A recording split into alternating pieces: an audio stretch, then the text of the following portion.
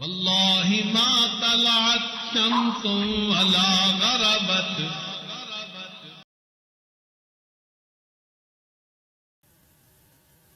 مگر یہ حقیقت ہے، یہی حقیقت تھی نبی علیہ الصلوۃ والسلام نے اپنے صحابہ کرام میں اتنی خیر خواہی ڈال دی تھی. بعض کتابوں میں ایک واقعہ لکھا ہے، بعض میں لکھا ہے بنی اسرائیل کا واقعہ، اور بعض میں لکھا ہے عمر رضی اللہ عنہ کے زمانے کا واقعہ. ایک صاحب تھے، انہوں نے اپنی زمین بیچی، دوسرے شخص نے وہ زمین خرید لی، پرچیز کر لی. اب جس نے خریدی تو اس نے چاہا کہ میں اس کے اندر ہل چلاؤں، لیکن زمین سخت لگ رہی ہے، تو اس نے سوچا کہ میں ذرا گہرا ہل چلاتا ہوں، نیچے تک ذرا کھوجتا ہوں تاکہ زمین نرم ہو جائے اور میری فصل وغیرہ اس میں اچھی ہو جائے.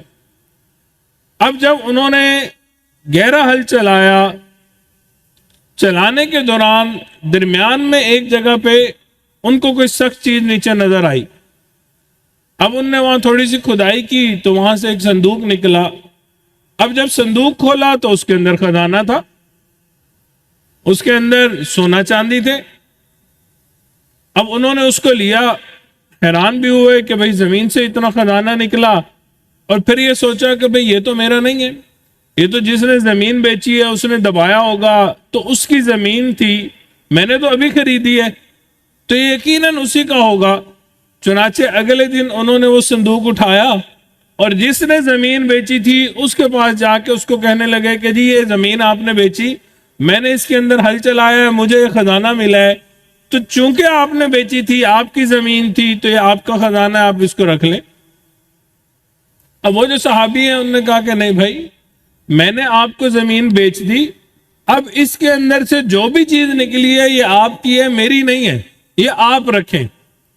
اب آپس میں بحث مباحثہ شروع ہو گیا کہ نہیں یہ خزانہ آپ کا ہے، وہ کہے نہیں یہ خزانہ آپ کا ہے. سوچیں، یعنی انسان حیران ہوتا ہے کہ ہم کن لوگوں کی باتیں کر رہے ہیں. چنانچہ آپس میں اتنی بحث ہوئی کہ مقدمہ قاضی کے پاس پہنچ گیا. قاضی بھی حیران. آج کا اگر دور ہوتا تو یہ ہوتا ہے کہ جی یہ میرا ہے، دوسرا کہتا ہے یہ میرا ہے، پہلا کہتا ہے یہ میرا حق ہے، اس حق کے لیے میں اپنے خون کا آخری قطرہ بھی بہا دوں گا، حق لے کے رہوں گا، اور دوسرا کہتا ہے کہ نہیں میں اپنا حق لے کے رہوں گا. یہ عدالتوں میں ہمارے مقدمے پہنچتے ہیں، یہ لڑائیاں ہو رہی ہوتی ہیں کہ یہ میرا ہے یہ میرا ہے.